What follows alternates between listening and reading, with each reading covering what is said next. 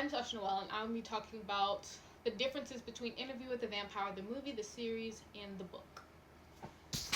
Interview with the Vampire. How it differs from the series and the movie is that Lestat had a living relative and he brought him to Louis' mansion or plantation, which you completely erased that character in the movie and the series because they want to make Lestat, I think, seem more older than he really is. Another erased character from Interview with the Vampire, I'm not sure about the movie, but the series, her name was Babette, I think. I hope I'm pronouncing that right.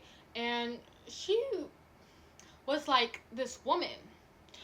The interviewer kept asking Louis, "Are you in love with her? Are you in love with her?" And Louis like, "If you want to call it that, then sure."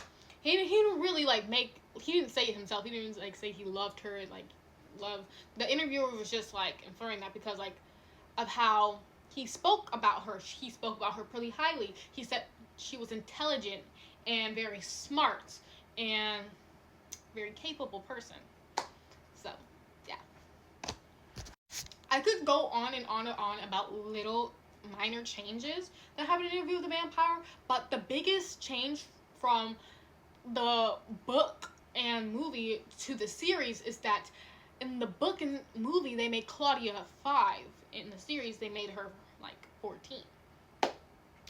And so that gives her more just a different vibe because she was little, she was a child, she was getting dolls, and then she started growing up, and then she was stuck in this body at 30, 100 years old in this 5-year-old's body, not taken seriously, always babied, and just could not seek or find love or do the things that Louis Lestat can because they look like men or adults.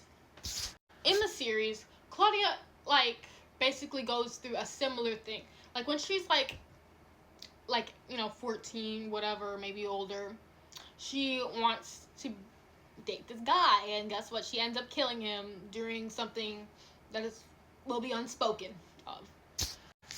And now that when Claudia grows up mentally, because she's an adult now, the only people that she could be with is teens and people older who like teens, which is it's just not it, literally. But then in season 2 of Interview with the Vampire, and this is something I really did not like what they did. I hated this, and I'm lucky they didn't go too far into it. But Madeline, they try to make her a love interest, or make it seem that way to Claudia. Madeline is a maternal figure. She kind of represents Anne Rice's mom because Claudia is based off her child who had a blood disease. And making the maternal figure the love interest, it's just, it's literally gross to me. I don't know. I just don't like it. And it could have just been hinted to or whatever, but they literally said just Louis asked them so y'all a couple or whatever, and then Madeline said, "Not yet."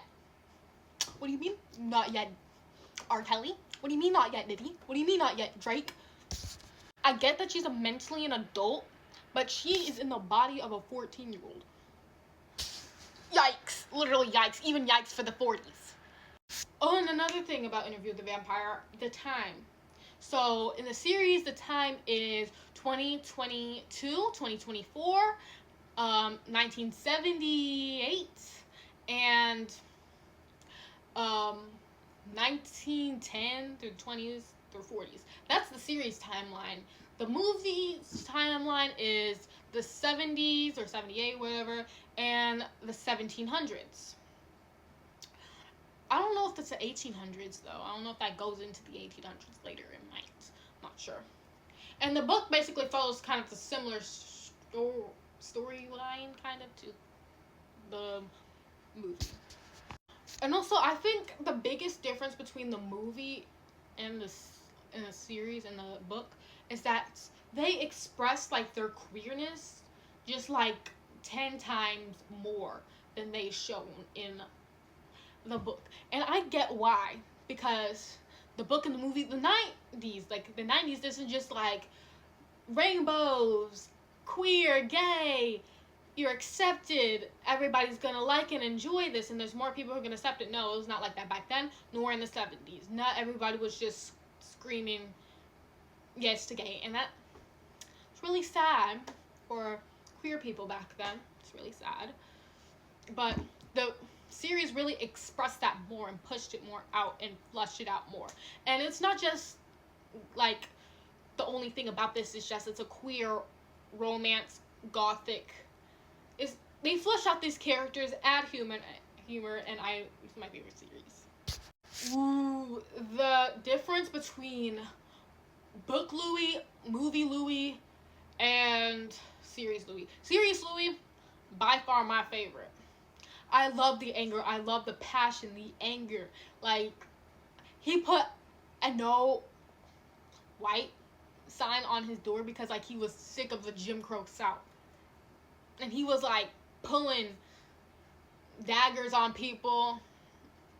First season Louis, he went soft after that. He went soft. First season Louis was it. But anyways, the difference also between Jacob Anderson's performance and Brad Pitt. Brad Pitt, he was not angry enough. The only time I saw him got angry was like, let me see, the poodle scene. When, like, he did not kill the poodle and then he just ran up on Lestat and just started, like, grabbing at his collar. But that's the only time he really got angry.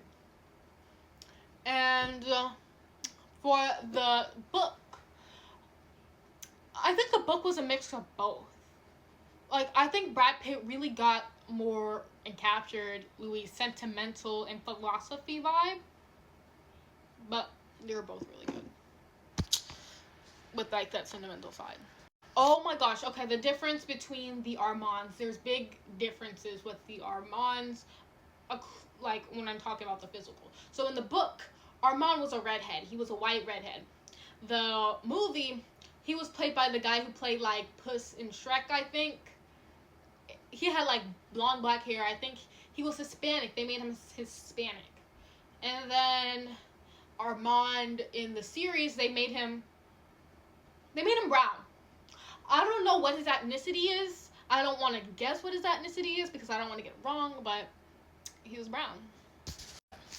So the book and the movie ended the same, but the series didn't. Now when I say this, it's because that Louis was dating Armand now in the series. He was not dating Armand in the book or the movie. He was not. And they went their separate ways after the whole theater burned down. They went their separate ways. They hung out for a little bit and then they just went their separate ways. But while he's getting interviewed in the series, Armand's literally there, also helping telling the story in the second season. I didn't really care too much for this change. Okay, I'm gonna sneak this in here because, like, I feel like I have to. Sam Reed, he ate that role down. He became Lestat. He is Lestat because he just consumed that role. Like, when I think of Lestat, I think of Sam Reed. And when I think of Lestat's voice, I think of his voice. He nailed the French accent and everything. But one thing that I do think that Tom Cruise did better was that, do not doubt, you are a killer, Louis. He spoke that role, like, lying down. That was, like, very big in the book. And just, I feel like Sam Reed just, like, breezed, like, through that line. He could have slowed it down better, so. That's all my opinions on Interview with the Vampire and the differences. Hope you enjoy. Bye.